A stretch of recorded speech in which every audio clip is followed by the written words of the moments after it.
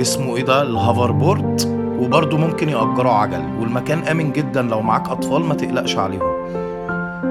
بجد يا جماعة أجواء تحفة تحفة تحفة. العيد في اسكندرية وفي بحري بالأخص ليه طعم تاني. طبعا بقى وأنا بتمشى كده لقيت لكم بقى اللي هو الشاطئ العام بتاع بحري المميز. التذكرة ب15 جنيه.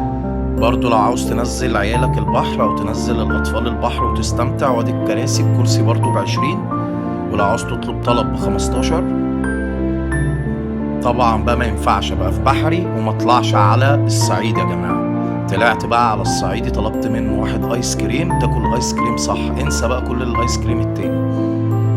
اصل الايس كريم في اسكندرية. طبعا قاعد مندمج اوي انا بقى مع الايس كريم، طالب مانجا وحليب. طعمهم جامد اوي يا جماعة. مش عاوز اروح. بصوا بقى ورا الحصان ده برضو بيتأجر الربع ساعة ب40 جنيه، اللي ورايا على طول.